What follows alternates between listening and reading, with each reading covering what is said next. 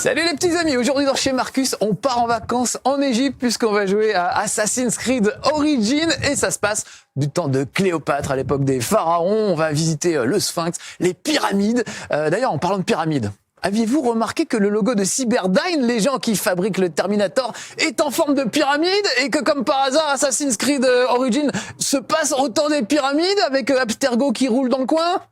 Coïncidence? Je ne crois pas. C'est un des nombreux mystères que nous allons percer dans ce Chez Marcus. Et c'est pas le seul. Suivez-moi. On l'appelle Monsieus, l'intrépide au grand cœur.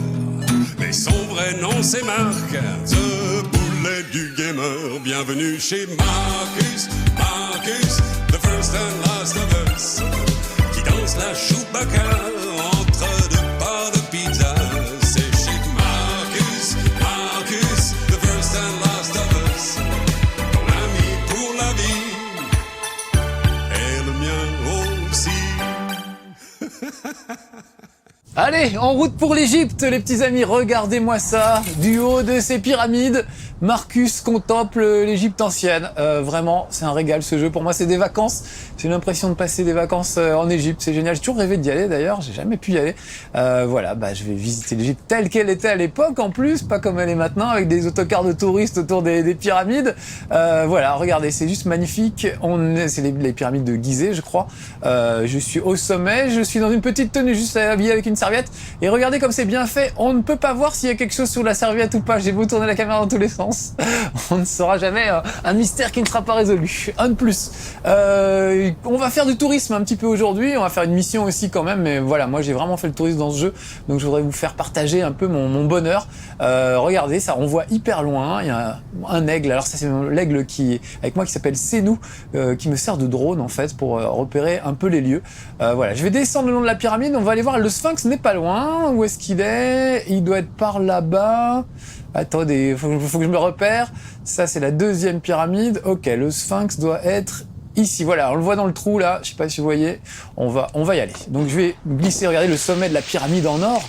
Parce qu'apparemment les pyramides à l'époque étaient recouvertes d'or, pas peintes mais recouvertes. Alors comme d'habitude, c'est Ubisoft, donc ils ont bossé avec des historiens pour que ce soit le plus précis possible. Regardez, je fais du surf sur la pyramide, c'est quand même génial. S'ils avaient eu des GoPro à l'époque, ils se seraient filmés, ça aurait fait des trucs géniaux sur le YouTube égyptien, voilà.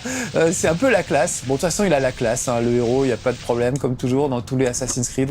Même s'il est habillé un peu n'importe comment, là j'ai gardé, on peut l'habiller comme on veut un peu. J'ai gardé la tenue que j'avais pour aller exterminer quelqu'un dans les thermes, parce qu'on voit un peu la vie de l'époque, notamment les thermes, là où les mecs prenaient leur bain, se détendaient un petit peu. Donc j'ai gardé ma petite serviette mouillée autour de la taille, mais je peux parfaitement changer à tout moment de fringue en fonction de ce que j'ai acheté. Évidemment, on verra tout à l'heure l'équipement, il y a des tas de trucs à faire, des tas de trucs à trouver, des tas d'armes différentes, qui ont des niveaux différents, etc. On peut avoir des montures différentes aussi. Là, je vais juste changer. Regardez, si je prends ce costume-là, qui est quand même un truc un peu classe, que j'ai gagné en combattant dans une arène. Voilà, là tout de suite, ça en jette un peu plus qu'avec ma petite tenue de bain, quoi. Voilà. Donc me voilà dans les sables de l'Égypte, admirer le petit vent qui souffle sur la dune, qui transporte un peu de sable. Non mais vraiment, ce truc je trouve magnifique. Les gens disent oui, il est pas si beau que ça, mais mon postérieur que c'est pas si beau que ça, oui, c'est juste magnifique. Ils ont trouvé des couleurs superbes, quel que soit d'ailleurs le moment de la journée, y compris la nuit et tout. Il y a toujours des décors qui sont sublimes, splendides. Franchement, je trouve ce jeu magnifique. Je voudrais aller voir le Sphinx. Je suis peut-être un petit peu perdu en route. Il doit pas être bien loin. C'est une petite crête. Ah bah, il est juste là. Voilà. Non, c'est ça. Non, c'est pas ça. Où est-ce qu'il est? Oui, où est-ce qu'il est mon Sphinx? Si je commence à me perdre avant même de commencer, on n'a pas fini. Je pense que je suis pas loin. Attendez. Hop, je regarde le plan. Le Sphinx, il est là. Il est là, voilà. Je vais mettre un repère, comme ça, je ne me tromperai pas.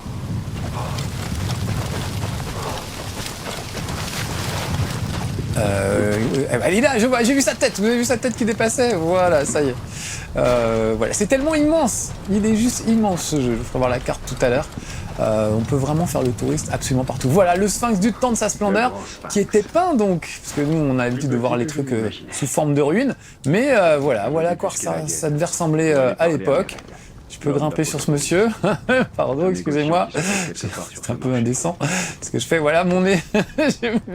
Heureusement que j'ai enlevé la serviette, sinon il aurait une vue absolument splendide. Voilà, je peux me suspendre à ses lèvres. Je peux grimper au-dessus. Vous voyez que le nez est encore intact, parce que le sphinx qu'on connaît de nos jours a le nez brisé.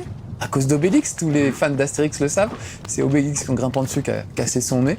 Voilà, donc je peux vous faire visiter le Sphinx, je peux même vous faire visiter l'intérieur du Sphinx.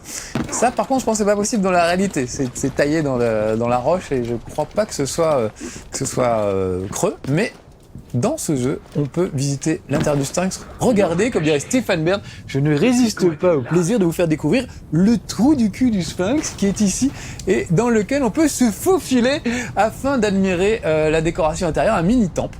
Alors il y a vraiment des tas de trucs dans le jeu, ça commence, on se croirait dans Tomb Raider, on est dans un temple égyptien, c'est juste magnifique. Alors regardez, j'ai une petite torche évidemment pour m'y repérer parce que sinon on va pas voir grand chose. Voilà, et je vais rentrer là-dedans pour essayer de trouver un trésor. J'ai une petite vue d'assassin qui me permet de voir un peu les alentours. Regardez, hop là, ça me montre tous les trucs intéressants. Là par exemple, une impasse. Un petit truc à rafler, sûrement. Voilà. Une impasse, sûrement pas, j'ai bien trouvé. Voilà, un orifice pour m'introduire. Voilà. Et là, faire gaffe de ne pas tomber dans ce trou. Regarde, je peux même allumer, si je vois pas trop clair, je peux même allumer des petits braseros, histoire d'y voir plus clair. Ah, et voilà les trésors que j'avais repérés de loin. Ça, c'est assez génial. Donc voilà, je vais récupérer un arc, super. Peut-être qu'il sera meilleur que l'arc que j'avais. Oui, il est même beaucoup mieux que l'arc que j'avais.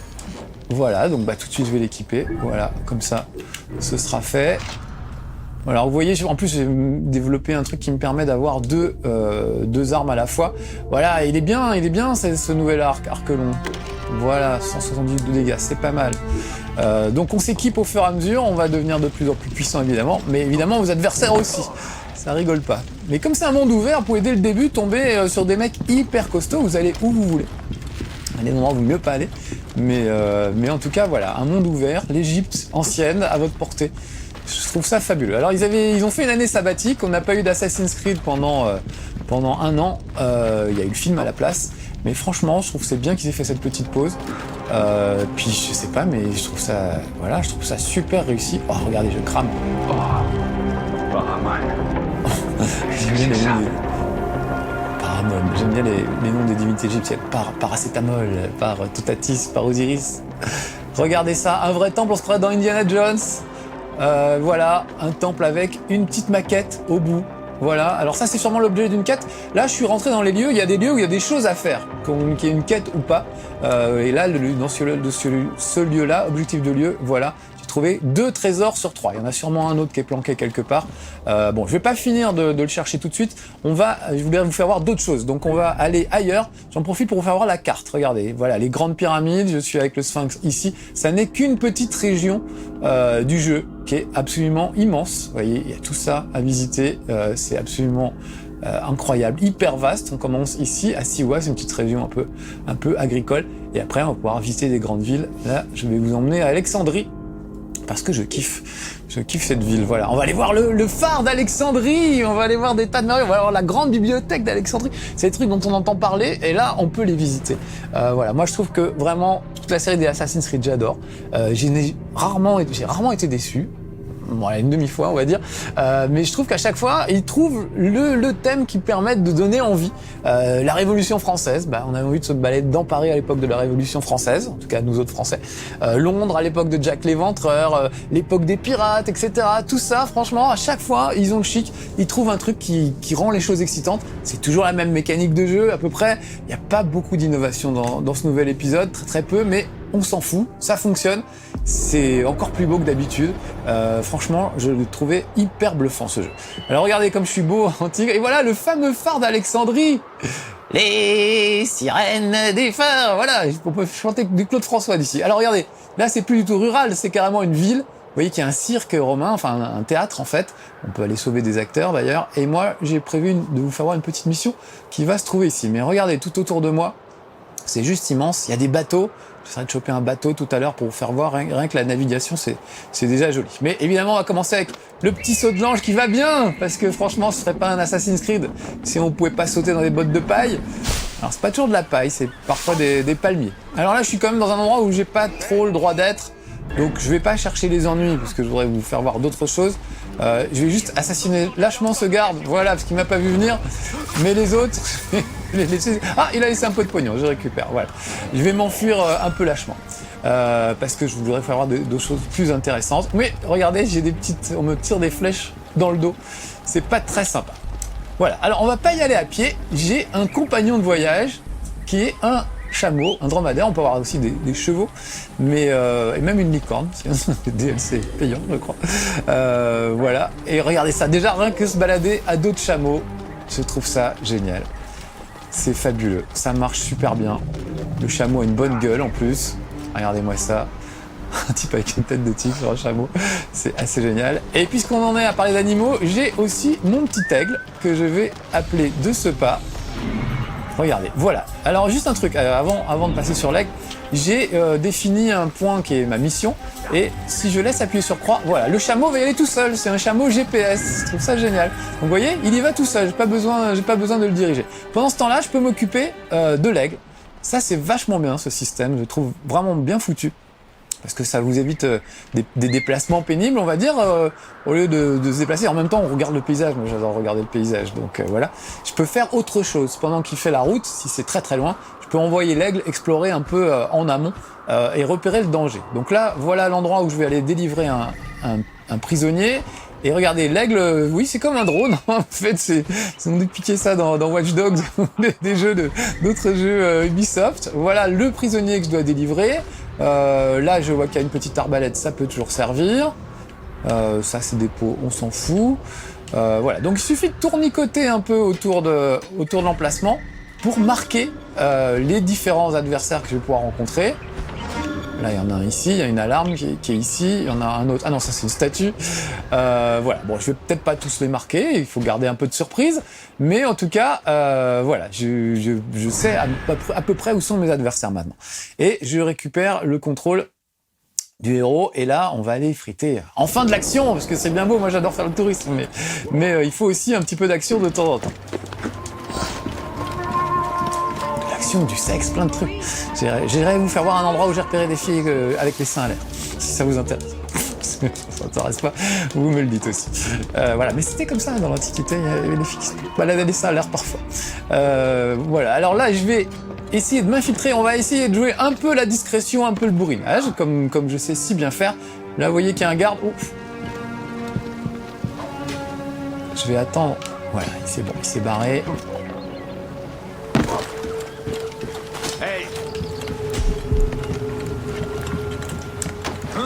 Hein? Bah quoi? Bah voilà. Oh, les autres m'ont repéré. Aïe, ils vont sûrement sonner l'alarme, donc ce que je vais faire, c'est que je vais piéger ce truc. Voilà, si quelqu'un essaie de sonner l'alarme, ça va lui exploser à la tronche. Ce qui est pas plus mal. Peut-être les laisser venir d'ailleurs, on va voir si... Ah, lui il a un arc. Je peux le faire avec l'arc tout nouveau que je viens d'acheter. Voilà. Ah bah non, il est pas tout à fait mort, j'ai cru. Mince. Bon, tant pis, je vais devoir y aller au corps à corps. Avec ma petite épée. Voilà, lui aussi a laissé du pognon, je le récupère. Alors évidemment, je peux jouer la discrétion totale ou pas. Mais que se passe-t-il? Toi, tu vas crever.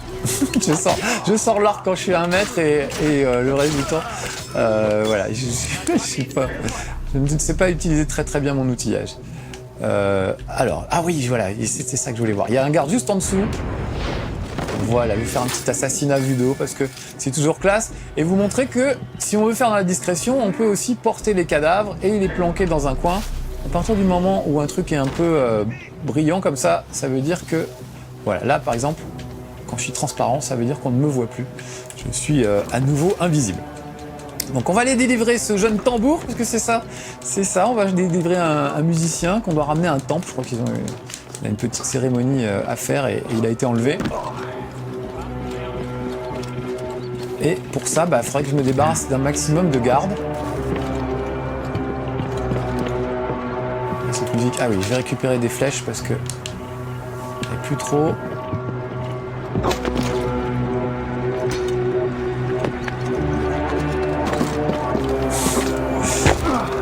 l'infiltration, j'adore, jusqu'au moment où je me sens obligé de bourriner parce que je me suis fait gauler. Donc on va encore tenter un peu d'infiltration. Je suis syrien, et le voilà. Ah bah là voilà, c'est raté. Je voulais faire de l'infiltration, évidemment ça marche jamais. Alors lui c'est un gros, ça va être costaud. J'ai peut-être intérêt à sortir mes petites armes secrètes. Notamment j'ai un petit écran de fumée qui peut être sympa quand il y a beaucoup de gens autour de moi. Je vais vous faire voir, voilà, vous voyez ça les perd un peu. Ça c'est des trucs qu'on débloque au fur et à mesure. Voilà, là je fais une photo parce que je me suis crispé sur la manette. Ouf, alors c'est un peu gore, hein, je ne sais pas si j'avais prévenu.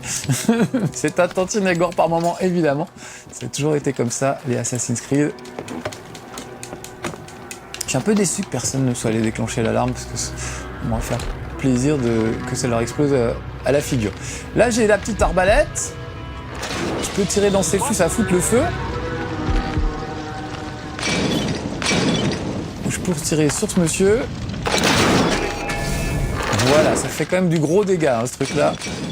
Pas photo. Lui, il va voir bêtement pourquoi il y a le feu, c'est pas une bonne idée. D'autres candidats? Oh, je pense que je peux aller libérer le mec. Oh, j'ai peut-être cramé. Merde. Ouh, ça va, monsieur? Oui, le grand. Tu as... Je te trouve bien joyeux. Pour un homme qui ne peut plus marcher. Pour un homme qui vient de cramer, surtout. Rire. C'est le plus beau jour de ma vie. Mon pied va coûter cher à ce tanneur. Ta santé vaut sûrement plus que ça. Si je ne pouvais rien prouver, tu aurais raison. Mais c'est là que tu interviens, mon ami. Donc il y a des tas de quêtes annexes, évidemment une mission principale qui est assez longue, il y a vraiment de quoi faire. Voilà, il faut que je sorte de là, voilà. Voilà. Tu es libre d'aller dans la rue, je peux peut-être te déposer maintenant, ça suffit monsieur. Je ne vais pas te porter sur mon dos toute ma vie. Que puis-je faire? T'es content? après toi? Trouvez les crétins qui l'ont volé. Rapportez cette peau et lavez mon honneur. Ah, il y a des petits bugs, vous voyez qu'il lui Il manque a une volé main là, cette qui peau est de un peu lion. dans le, qui est un peu dans le pavé, mais c'est pas grave. Un instant et un voleur s'en est emparé et a filé. Je l'ai perdu dans la foule. C'est arrivé dans le quartier égyptien. Naturellement, les gardes m'ont accusé. C'est dur d'être égyptien à Alexandrie. Je vais aller les trouver. Allez hop, une quête de plus. Bon, on va peut-être pas la faire. Je vais continuer un peu ma balade. Il y a encore d'autres choses que je voudrais vous faire voir. On va piquer un cheval, tiens. Voilà. Histoire d'échanger un peu de mon petit dromadaire. J'ai aussi traversé le cheval. Alors évidemment, oui, il y a des bugs.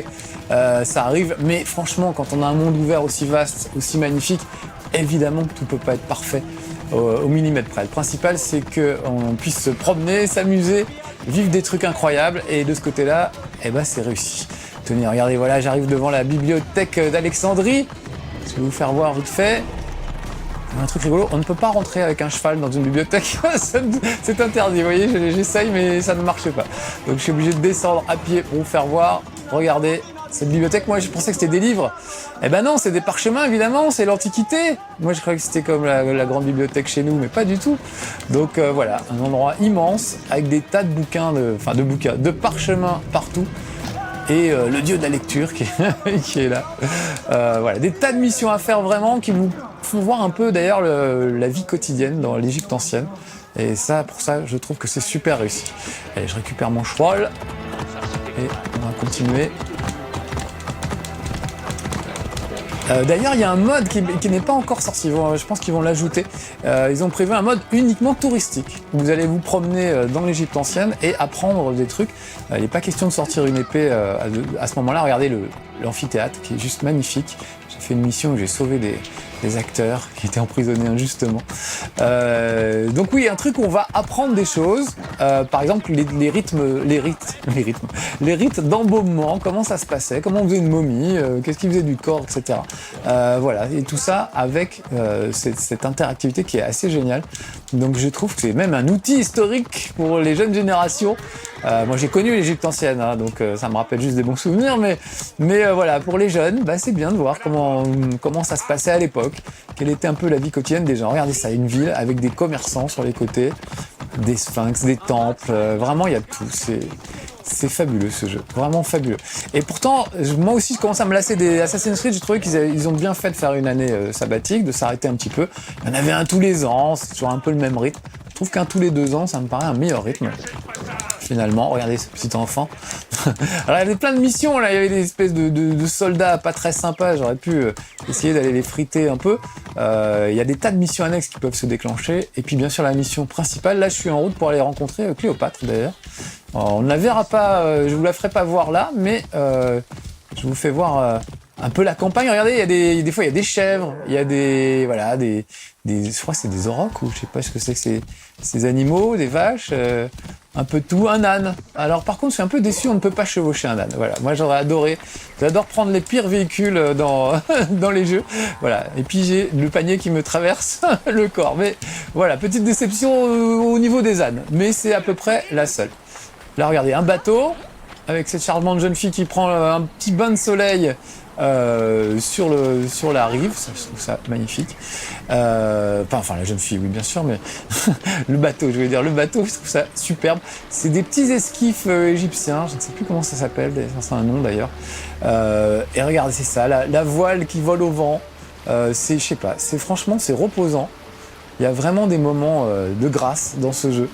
Il y a aussi des plus gros bateaux d'ailleurs, des espèces de galères.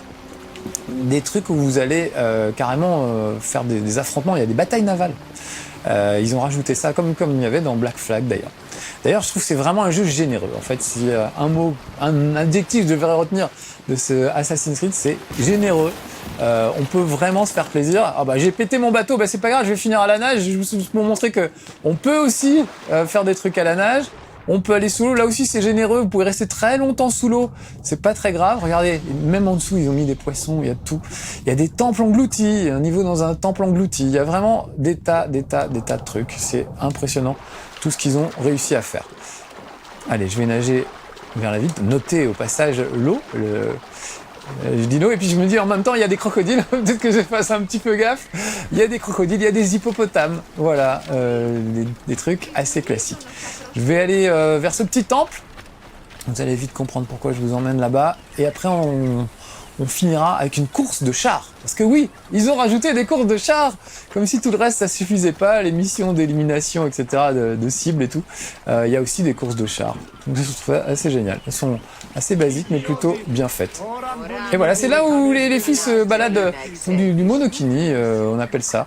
C'est un petit temple peut-être érotique, je ne sais pas. En tout cas, tout le monde est là, ça papote. Ils sont pas tous complètement habillés, ils sont à moitié à poil pour certains. Je ne sais pas, c'est un petit club peut-être. Je ne sais pas. Allez, on va aller. Je vais récupérer mon petit chameau.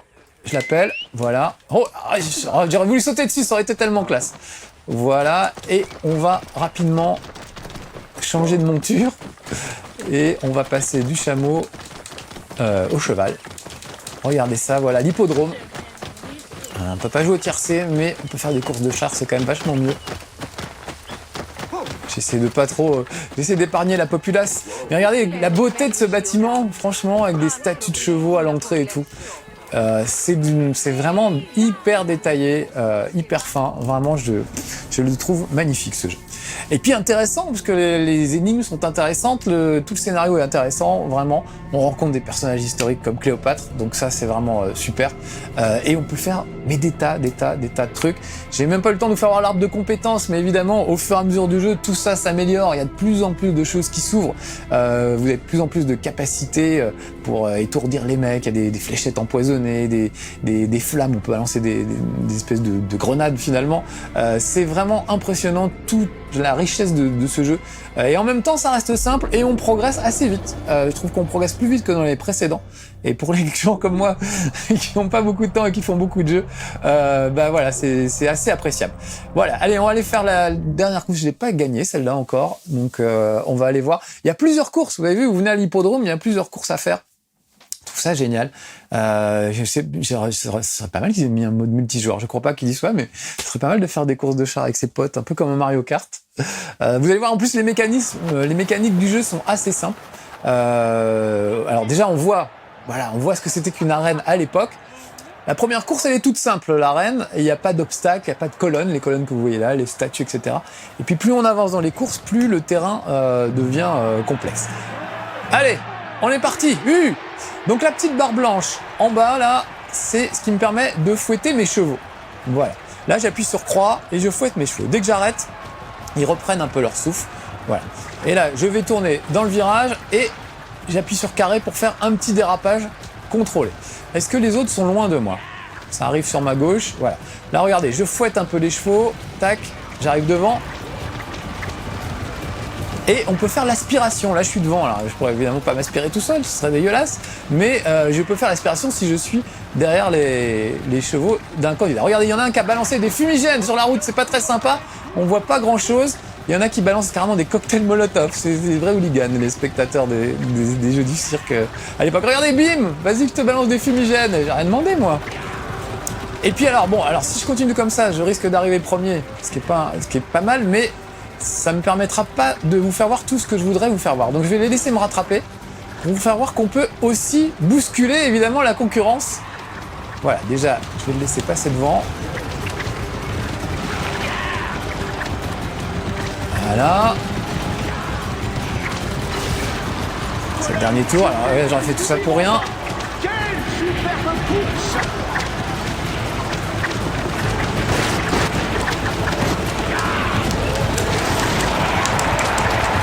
Je vais la bousculer les gens. Attention. Je peux être aussi éjecté de mon char si je me débrouille mal. Regardez, hop. Ah, j'arrive pas. Allez, peut-être eux, je vais réussir à les balancer.